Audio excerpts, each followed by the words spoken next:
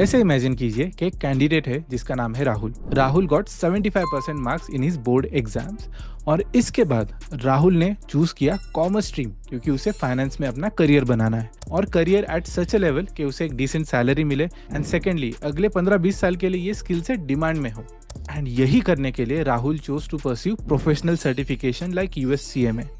अब क्वेश्चन ये आता है कि एक एवरेज कैंडिडेट जिसे लेट्स से बोर्ड एग्जाम्स में 70 to 75% मिलते हैं या फिर लेट्स से एवरेज एकेडमिक्स है, क्या एक एवरेज एकेडमिक्स वाला कैंडिडेट USCMA जैसा एक प्रोफेशनल सर्टिफिकेशन परस्यू कर सकता है या नहीं, यही देखेंगे हम आज के वीडियो में। और यहाँ पर मैं सारी चीज़ों को स्टेप बाय स्टेप एक्सप्लेन करने वाला हूँ, ओवरऑल प्रोसेस बताने वाला हूँ जिसे फॉलो करके एक average candidate professional certification complete कर सकता है। चलिए शुरू करते हैं।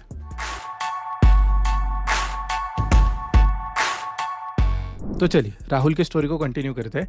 सी राहुल क्या कर रहा है, बॉटम लाइन इज एक स्किल सेट सीखना है which is finance in this example. तो फाइनेंस सीखने के लिए there are 2 sides to it. One is mathematical prerequisite, मतलब मैथ्स के कुछ कंसेप्ट पता होने चाहिए जिसके बाद वो फाइनेंस के टेक्निकल कंसेप्ट्स को टारगेट कर सकता है। अब यहाँ पर let's say USCMA just an example, लेकिन ओवरऑल फाइनेंस डोमेन में अगर आपको जाना हो, कोई भी सर्टिफिकेशन करना हो, तो आपको 2 कंसेप्ट्स पता होना बहुत जरूरी है। Number 1 is simple mathematical operations जैसे प्लस माइनस डिवीजन मल्टीप्लिकेशन या फिर एक बॉडमास रूल यूज करके क्या आप एक इक्वेशन सॉल्व कर सकते हो। This is 5th standard mathematics, लेकिन आपको ये आना चाहिए। और दूसरी रिक्वायरमेंट है simple interest and compound interest. This is 8th standard mathematics, लेकिन आपको आना चाहिए। And I tell you my experience, ठीक है। कई सारे कैंडिडेट्स हैं जो इन कंसेप्ट्स को भूल चुके हैं और नीड अ क्विक रिफ्रेशर। तो इसके लिए मुझे एक अलग से कोर्स डिजाइन करना पड़ा एट फिनस्ट्रीट, जहाँ पे मैं USCMA पढ़ाता हूँ, जिसका मैंने नाम रख दिया फाइनेंस 101 कि आप CMA करने से पहले प्लीज़ ये लेक्चर्स देख के आओ, जहाँ पर आपको बेसिक सिंपल मैथमेटिक्स सिखाया जाएगा और सिंपल इंटरेस्ट कंपाउंड इंटरेस्ट क्या होता है ये सिखाया जाएगा।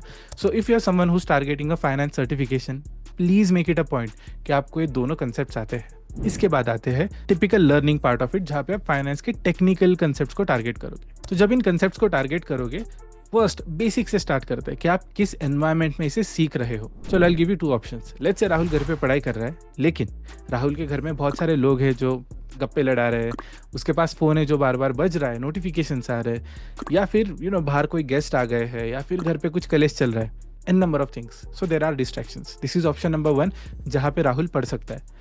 अब ऑप्शन नंबर 2 पे आते हैं कि राहुल सुबह उठ के एक लाइब्रेरी में जाता है या स्टडी रूम में जाता है, जहाँ पर वो अपने फ़ोन को स्विच ऑफ करता है for next 2 to 3 hours without any distraction. Rahul सिर्फ एक फोकस्ड पढ़ाई करता है, जहाँ पर वो अपना वीडियो लेक्चर देख रहा है, क्लास अटेंड कर रहा है या फिर टेक्स्ट बुक पढ़ रहा है। बिटवीन दीज 2 ऑप्शंस राहुल कहाँ पर बेहतर तरीके से पढ़ पाएगा? It is obvious option number 2। और ये एक बहुत ही बेसिक मिस्टेक है, लेकिन कई सारे लोग करते हैं। And I will also tell you the reason why. See, हम में से बहुत लोग हैं ना, फर्स्ट टाइम एक प्रोफेशनल एग्जाम को टारगेट कर रहे हैं और यहाँ पर हम एक मोड में चले जाते हैं जो हमारा एक टिपिकल ट्रेडिशनल मोड है कि हम जब स्कूल में थे, कॉलेज में थे, तो हम बहुत आराम से पढ़ाई करते थे। लेकिन कुछ कैंडिडेट्स है जो इन चीज़ों को सीरियसली लेते हैं और एक प्रोफेशनल सर्टिफिकेशन को बहुत सीरियसली लेना चाहिए। So even if result comes out, हर 100 में से 40 से 50 बच्चे पास हो जाते हैं, स्टूडेंट्स पास हो जाते हैं। लेकिन पासिंग और फेलिंग स्टूडेंट्स में डिफरेंस क्या है? जो टॉप 40 to 50% है, ये लोग एग्जाम को बहुत सीरियसली लेते हैं, फोकस्ड वे में पढ़ाई करते हैं without any distractions, they have discipline, they have control, और यही यूज़ करके बेटर एफिशिएंसी परफॉर्मेंस दिखा के वो पास हो जाते हैं। बट समहाउ कुछ कैंडिडेट्स है जो लाइफ में फर्स्ट टाइम एक प्रोफेशनल एग्जाम दे रहे हैं, थोड़ा सा लाइटली लेते हैं, with all the distractions as per their comfort पढ़ाई करते हैं, और यहीं पर वो थोड़ा पीछे रह जाते हैं। Because of this there is a good chance you might show up in the lower 40-50%। So basic चीज़ है, but I still want to highlight it. Make sure आप इसे बहुत सीरियसली लेते हो और अच्छे से डिसिप्लिन वे में पढ़ाई करते हो। नाउ टॉकिंग अबाउट डिसिप्लिन, यहाँ पर कुछ स्टडी टेक्निक्स है। एक मेजर कंसर्न जो हाईलाइट हुआ है लेटली, वो है डिस्ट्रैक्शन का या फिर रिड्यूस्ड अटेंशन स्पैन। हम यूट्यूब में शॉर्ट्स देखते हैं, इंस्टाग्राम पे रील्स देखते हैं, इसके वजह से maybe to some extent अभी जो फोकस होता है ऑन एन एवरेज वो कॉम्प्रोमाइज़ हो गया है। तो इसे ओवरकम करने के लिए क्या हमारे पास कुछ स्टडी टेक्निक्स है जो एक एवरेज कैंडिडेट यूज़ कर सकता है? राहुल इसे यूज़ करके क्या वो एक बेहतर स्कोर ला सकता है और एग्जाम पास कर सकता है? Well, I have some techniques for you, let's talk about it. तो अब आते हैं सबसे पहली टेक्निक पे, जो है फाइनमैन टेक्निक, और ये बहुत ही इंटरेस्टिंग टेक्निक है। जस्ट इमेजिन कि आपने एक कंसेप्ट अभी अभी सीख ली है। Now all you have to do is एक कैंडिडेट को पकड़ना है जिसे ये कंसेप्ट बिल्कुल पता नहीं है। ये आपका एक छोटा भाई बहन हो सकता है, कोई दोस्त हो सकता है, या वर्स्ट के सिनेरियो मिरर के सामने बैठ जाना। And now you have to become the teacher, और आपको ये कंसेप्ट सिखानी है। Whatever you have learned you have to teach it. अगर आप ये सही से सिखा पाते हो, फिर आपकी इस कंसेप्ट की कंसेप्चुअल क्लैरिटी 100% होगी। इससे क्या होगा, आपका मेमोरी रिटेंशन बहुत बेटर होगा। सेकेंडली, इस कंसेप्चुअल क्लैरिटी की वजह से आपकी जो एक्यूरेसी होगी एग्जाम में वो बेहतर होगी। एंड थर्ड थिंग, आपका कम्युनिकेशन स्किल भी बेटर होगा। यू वोंट इमेजिन, मैं लाइब्रेरी जाता था पढ़ने के लिए और हमारा एक ग्रुप था, तो किसी को भी जब कोई डाउट आए तो I voluntarily used to go and explain them. इससे कब मुझे सिखाने में रुचि आई कि how I developed my love for teaching, I think वो इफेक्टिवली वहीं पे हुआ था। बट इसके वजह से जब कब मैंने एक्सपर्टीज भी अचीव कर ली इन दोस कंसेप्ट्स, मुझे पता ही नहीं चला। So this worked really well for me. This is something you can try as well. इस टेक्निक का नाम है Feynman technique. So next technique is Zeigarnik effect. इस टेक्निक के बारे में मुझे बहुत बाद में पता चला, and frankly speaking I regret it. काश पहले पता होता, ठीक है। और ये काफ़ी कमाल की टेक्निक है। मैं एक एग्जांपल बताता हूँ जिससे आप इस टेक्निक को थोड़े बेहतर तरीके से समझ पाओगे। इमेजिन दैट कि आप एक रेस्टोरेंट में खाना खाने के लिए जाते हो। There is a certain waiter assign to you, जो आपका ऑर्डर लेगा, whatever you need, he और शी विल मेक श्योर कि आपको वो मिल रहा है। अब आप वेटर को ऑब्जर्व करना है कि फॉर द टाइम जब तक आपने बिल नहीं भरा, उस वेटर को आपकी पूरी लिस्ट के आपने क्या क्या ऑर्डर किया है, कब ऑर्डर किया है, कितने क्वांटिटी में ऑर्डर किया है, सब याद होगा। बट द मोमेंट यू पे द बिल, वो वेटर भूल जाएगा। क्यों भूल जाता है? क्योंकि बिल इज पेंडिंग, कुछ पेंडिंग है। यही टेक्निक हम स्टडी में भी यूज कर सकते हैं। जब भी आप पढ़ाई के लिए बैठते हो, लेट्स से आपने 2 पूरे चैप्टर्स पढ़ लिए 2 घंटे में, उसके बाद स्टडी मत रोकना, नेक्स्ट चैप्टर चालू करना, सिर्फ 2 पेजेस पढ़ना। इससे आपकी क्यूरियोसिटी बढ़ेगी कि आगे क्या है, लेकिन उसे कंप्लीट मत करना। बस 2 पेजेस नए चैप्टर के पढ़ के छोड़ देना एंड गो टू बेड, या जो भी आपको करना है वो कीजिए। इससे क्या होगा कि आप मेंटली थोड़े से क्यूरियस रहोगे, प्लस रेस्टलेस रहोगे कि अरे मुझे वापस जाके पढ़ना है, आगे क्या है वो देखना है। और वो जो रेस्टलेसनेस है ना, कि एक अनफिनिश्ड टास्क है आपका, उससे क्या होगा कि मेमोरी रिटेंशन बेहतर होगा। जैसे वेटर को आपकी पूरी लिस्ट याद थी बिफोर यू पे द बिल, वैसे ही आपको before you complete the next chapter जो भी आपने पढ़ा है वो सब कुछ याद होगा, प्लस वो 2 नए पेजेस जो आपने पढ़े हैं वो भी याद होगा। So this is a very small but interesting technique that you can follow. इससे मेमोरी रिटेंशन थोड़ा बेटर होता है, but most importantly your study time, मतलब rather your inclination to go back and study, ये बढ़ जाता है। सो ज़रूर ट्राई करना।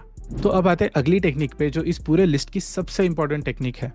लेकिन आगे जाने से पहले अ क्विक इंपॉर्टेंट नोट, अगर आपको यूएससीए में परस्यू करना है और अगर आपको मुझे एक चांस देना है टू बिल्ड योर करियर, ताकि मैं अपना एक पर्सनल ड्रीम अचीव कर सकूं, I want to make Finstate education a CFO factory. यहाँ से स्टूडेंट्स आगे जाके 10-15 साल में C-suite अचीव करें, ये मेरा पर्सनल ड्रीम है। तो अगर आप मुझे ये चांस देना चाहते हो तो डू कंसिडर परसुइंग यूएससीए में विद अस। अगर आपके पास कोई क्वेश्चंस है, क्वेरीज है, जैसे कि आपको यूएससीए में करना चाहिए या नहीं, is it suitable for you और नॉट, बेसिकली सीएमए करने के बाद करियर स्कोप क्या होता है, कौन से अपॉर्चुनिटीज ओपन होती है, and third thing, through our placement assistance हम आपको कहाँ पे as a right fit place करवा सकते हैं। अगर आपको ये चीज़ें जाननी हो तो मैंने डिस्क्रिप्शन में एक लिंक शेयर कर दी है, जहाँ पर आप डायरेक्टली मुझे व्हाट्सएप पे DM कर सकते हो। So do check it out if you are interested. Now continuing with the video, अगली टेक्निक है करेक्टिव लर्निंग। अभी करेक्टिव लर्निंग में ना मैंने एक एक्सपेरिमेंट रन किया था, उससे मुझे एक बहुत ही इंटरेस्टिंग डेटा इंसाइट मिला है। मैंने अपने इनिशियल बैचेस में ना बहुत सारे क्वेश्चंस ऐसे रेडीमेड ही सॉल्व किए थे अपने स्टूडेंट्स के लिए, कि करो ठीक है, ये ऐसे होता है, ये शॉर्टकट होता है, एन नंबर ऑफ थिंग्स।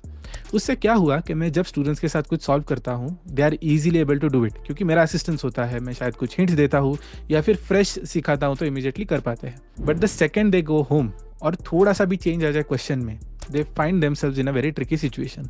तो अगले क्लास में मैंने क्या किया, मैंने सोचा कि यार ये थोड़ा स्पून फीडिंग हो गया, लेट्स चेंज आवर पर्सपेक्टिव। मैं कंसेप्ट सिखाऊंगा, आप एक बार घर पे जाके ट्राई करो, मेक अ मिस्टेक, और फिर मैं आपके लिए सॉल्व करता हूँ, मतलब मैं आपको करेक्ट करता हूँ, करेक्टिव लर्निंग। और उसके बाद एक मॉक टेस्ट ट्राई करना, and there was such a phenomenal difference. बहुत बार ये स्टूडेंट्स होते हैं जिनको क्लास एक्सपीरियंस बढ़िया होता है बट एग्जाम में फेल हो जाते हैं, और यही मेजर रीज़न होता है। जब मैंने करेक्टिव लर्निंग ट्राई किया, every candidate started scoring well, कि आप सीख लो क्लास में, फिर असाइनमेंट में MCQs ट्राई करो, फिर डाउट सॉल्विंग सेशन में मैं आपको वो करेक्ट करके सिखाऊंगा। और यहाँ पर भी कुछ स्टूडेंट्स हैं जो असाइनमेंट नहीं करते हैं, उनके वो लर्निंग कर्व में इम्पैक्ट आता है कि वो उतना अच्छा नहीं सीख पाएंगे जो गलतियाँ करके सीखेगा। सो यही आइडिया है कि आप करेक्टिव लर्निंग पे थोड़ा फोकस करना, learn a concept, try MCQs by your own, once you make a mistake आप फिर थोड़ा करेक्टिव लर्निंग की तरफ जाना, समझिए कि आपने गलतियाँ क्यों की है, वो बेहतर रिटेन होगा, लेकिन फॉर श्योर आपकी एक्यूरेसी बढ़ाएगा। और एंड गोल, हमारा जो परफॉर्मेंस का गोल है ऑन दी फाइनल एग्जाम, वहाँ पे आप सही से परफॉर्म कर पाओगे और एक्चुअल में CMA का ड्रीम कंप्लीट कर पाओगे। अब आते हैं लास्ट टेक्निक पे, जहाँ पे मेरे पास आपके लिए 2 रिकमेंडेशन है। Number 1, if you are someone जिसे थोड़ा स्ट्रगल होता है लॉन्ग सिटिंग के लिए, मतलब एक ही बार में आप 4-5 घंटे नहीं पढ़ पाते हो। वैसे मेरी भी वो हैबिट अभी चली गई है। मैं जब कॉलेज में था तब मैं प्रीटी मच 5 to 6 आवर्स आराम से पढ़ पाता था, लेकिन अब मैं भी ज़्यादा से ज़्यादा 2 या 3 घंटे ही एक सिटिंग में पढ़ पाता हूँ। लेकिन अगर आपको इसे इंप्रूव करना है then you can follow something called as pomodoro technique. इसमें क्या होता है कि आप लेट्स से पहले 25 मिनट के लिए पढ़ते हो without any distraction, with complete focus, फिर 5 मिनट ब्रेक लेना, फिर वापस 25 मिनट पढ़ाई, फिर वापस 5 मिनट ब्रेक। ये एक 30 मिनट्स की साइकिल बन जाती है जिसे आप 4 से 5 बार रिपीट कर सकते हो। तो आसानी से for let's say 2 hours 3 hours आप आराम से पढ़ सकते हो। This has improved my efficiency and I hope ये आपको भी हेल्प करेगा। और ये जो 5 मिनट का ब्रेक है ना, इसे अच्छे से यूज़ करना। Have a cup of black coffee, mom dad के साथ कुछ चैट करना, बाहर घूम के आना, go for a small walk, बहुत आपको रिफ्रेशिंग फील होगा और आपका मन बना रहेगा पढ़ाई में। आइडियली इंस्टाग्राम पे मत जाना या फिर यूट्यूब पे मत जाना during this break. That's a strong recommendation. अब आते हैं सेकंड पॉइंट पे। यहाँ पर अगर आपको मेमोरी रिटेंशन में इश्यूज आ रहे हैं तो this is something you can do. ये होता है स्पेस्ड रिपीटेशन। मतलब आज एक कंसेप्ट पढ़ ली है, write down some questions for yourself, जिसे आप 7 दिन बाद खुद को ही पूछोगे बेस्ड ऑन दैट कंसेप्ट। अगर आप आंसर कर पाते हो, आपका रिविजन हो गया, मेमोरी रिटेंशन बेटर होगा। सेकेंडली एक्यूरेसी आने पर कॉन्फिडेंस भी बढ़ेगा। Let's say if you are not able to answer it तो for sure corrective learning through revision तो हो ही जाएगा, लेकिन उसके बाद वापस 7 दिन बाद एक बार और वो टेस्ट अपीयर करना, वहाँ पर आप ज़रूर आंसर कर पाओगे। तो बॉटम लाइन, आप इन सारे टेक्निक्स को यूज़ करके एक बार अपने परफॉर्मेंस को इवेल्युएट करना। आई एम 100% श्योर कि आपका परफॉर्मेंस इस बार बहुत बेहतर होगा। सेकेंडली, अपने मॉक को भी ऑब्जर्व करना, यहाँ पर भी आपके स्कोर्स बहुत ज़्यादा इंप्रूव हो जाएंगे। और एक average student in are story Rahul, वो आराम से USCMA जैसा एक सर्टिफिकेशन कंप्लीट कर पाएगा। इस वीडियो के लिए इतना ही। If you like the video, helpful लगा तो थम्स अप बटन जरूर प्रेस करना। If you are new here, do subscribe. As usual, I will see you in the next one. Thank you.